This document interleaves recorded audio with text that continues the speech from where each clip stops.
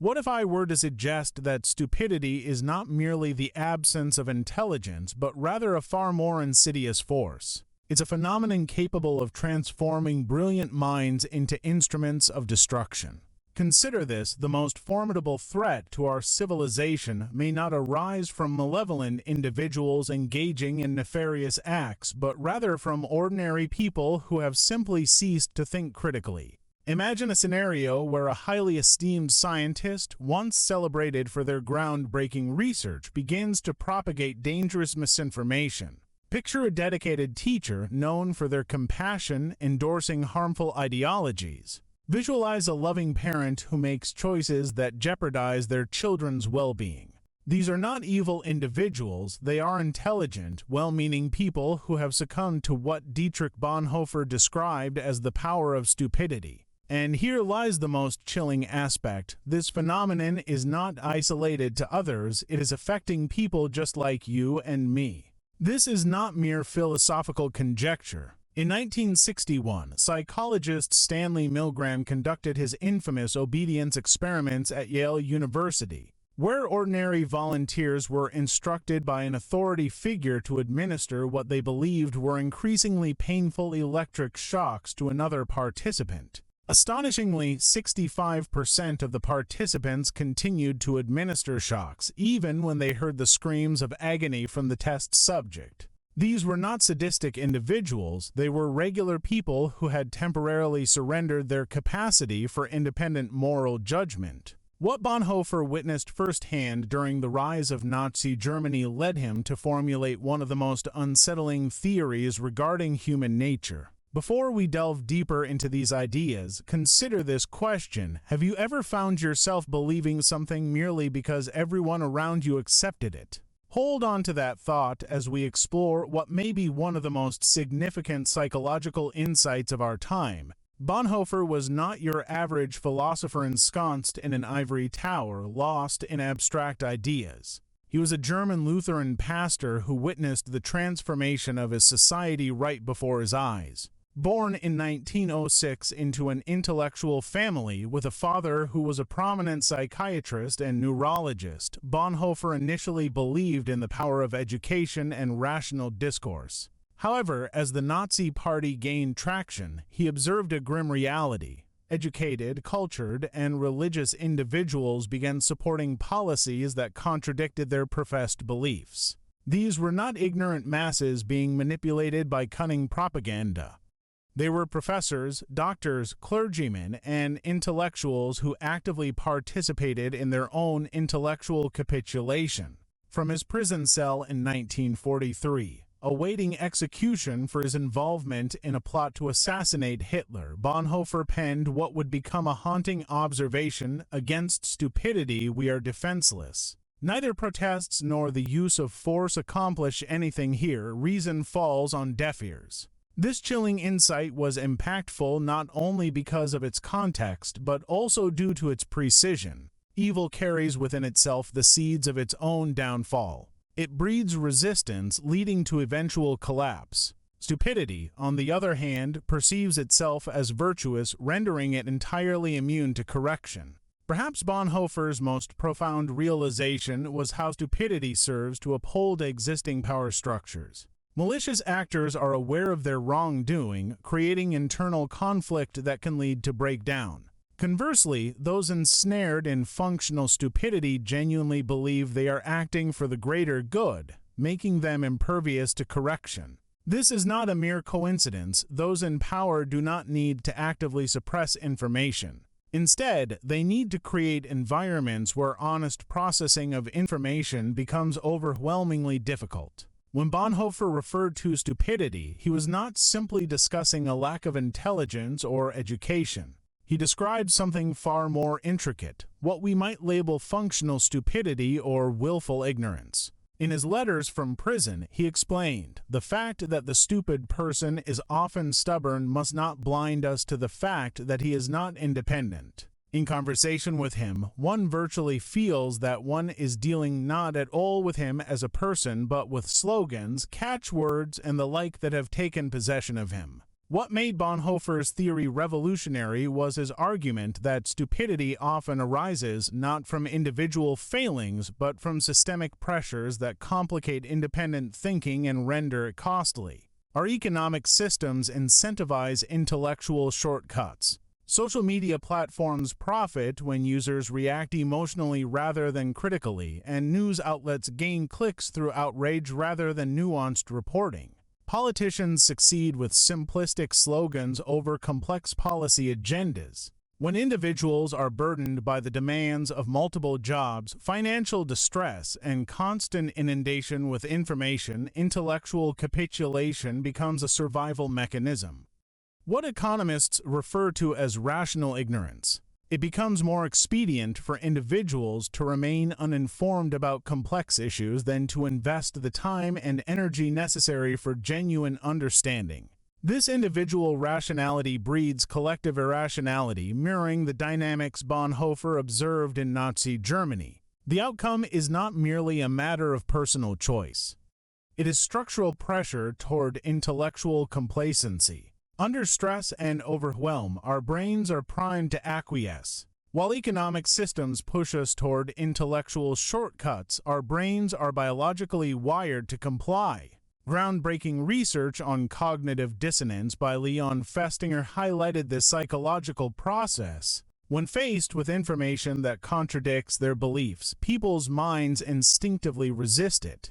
This rejection is particularly amplified when individuals are stressed, overwhelmed, or economically insecure, exactly the circumstances our current systems tend to create. Bonhoeffer noted that stupidity often manifests in group situations, concluding that stupidity is not merely a psychological issue but a sociological one.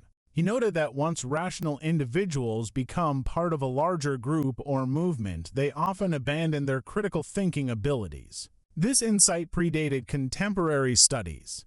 For example, Solomon Asch's experiments in the 1950s demonstrated that 75% of participants conformed to a group's incorrect answers at least once, even when they were aware the group was wrong. Now, in the digital age, social media algorithms facilitate this phenomenon more readily than ever. A study by MIT researchers in 2018 revealed that false information spreads 6 times faster than the truth on social media platforms. This discrepancy occurs because misinformation often provides emotional satisfaction that complex truths do not supply. When someone shares misinformation that aligns with their worldview, they engage in a system that rewards intellectual shortcuts at the expense of critical analysis. The platform's algorithms further reinforce this cycle, creating echo chambers that become intellectual quicksand. Have you ever noticed how your social media feed seems to reflect exactly what you desire to see? This is not happenstance, it showcases the structure of chosen ignorance in action. We witness this pattern throughout history. The Salem witch trials weren't initiated by evil figures, but by devout community members who genuinely believed they were protecting their neighbors. The Red Scare of the 1950s wasn't orchestrated by malicious actors. It was driven by patriotic Americans who sincerely thought they were safeguarding democracy. In each instance, intelligent, educated people forsook critical thinking in favor of group consensus and emotional reassurance. So, how do we combat this trend? Bonhoeffer believed that escaping the grip of stupidity necessitates what he termed costly grace, the commitment to think independently, even when such thinking is painful, unpopular, or fraught with peril. Now, we recognize that the struggle isn't solely against social pressure. It involves contending with millions of years of evolution and billion-dollar algorithms that exploit our mental shortcuts. On a personal level, we can cultivate what psychologists refer to as intellectual humility, the understanding that our knowledge is perpetually incomplete and potentially erroneous. This involves actively seeking out information that contradicts our beliefs, not to torment ourselves, but to assess whether our beliefs hold water upon scrutiny. Here are some practical strategies you can adopt to resist intellectual surrender. 1. Practice intellectual friction. Allocate time each week to read thoughtful arguments from those who disagree with you, not with the aim of changing your mind, but as a test of whether your convictions can withstand challenge. 2. Embrace productive ignorance. When you feel certain about something, ask yourself what evidence would change your mind. If you struggle to identify any, that's a red flag. 3. Slow down your sharing. Before posting anything online, take a brief moment, about 60 seconds, to verify the information from an independent source. This small pause can disrupt the emotional cycle that algorithms exploit. For practice saying, I don't know. When you genuinely don't know something, acknowledge it. In a world that prizes confident ignorance over humble uncertainty, admitting your gaps in knowledge becomes an act of bravery. However, individual practices are not sufficient. We also need systemic changes that facilitate and reward intellectual honesty. This includes requiring social media platforms to disclose their algorithmic biases and content curation methods, funding comprehensive public media literacy campaigns to teach individuals how to evaluate sources and evidence, and developing online platforms that reward intellectual humility over tribal certainty. Most importantly, we require economic policies that alleviate stress and insecurity, which render individuals more susceptible to intellectual shortcuts. When people are not perpetually anxious about health care, housing, and employment, they possess greater mental bandwidth for thoughtful engagement with complex issues. While Bonhoeffer's theory was ahead of its time, he could not have anticipated the breadth of our current challenges. This is not merely an issue of moral capitulation or social pressure. Modern neuroscience has unveiled something far more disquieting. Our brains are wired to succumb to functional stupidity. Bonhoeffer witnessed Nazi propaganda disseminated through newspapers and radio broadcasts, but we are now grappling with an exponentially more formidable adversary. We have transitioned from Nazi propaganda to social media algorithms capable of pinpointing and exploiting our cognitive weaknesses with astonishing accuracy. Furthermore, we are entering an era of AI deepfakes that can fabricate realities. The threat we face isn't just escalating, it targets the very foundation of human cognition. It transcends discussions about Nazis or propaganda. It concerns the underlying wiring of our brains. Our minds evolved to prioritize speed over accuracy, to trust familiar sources over unfamiliar ones, and to seek affirmation of our pre-existing beliefs. These were survival traits that enabled our ancestors to make quick decisions when indecision could lead to peril. The most unsettling truth is that we are all at risk, regardless of our intelligence.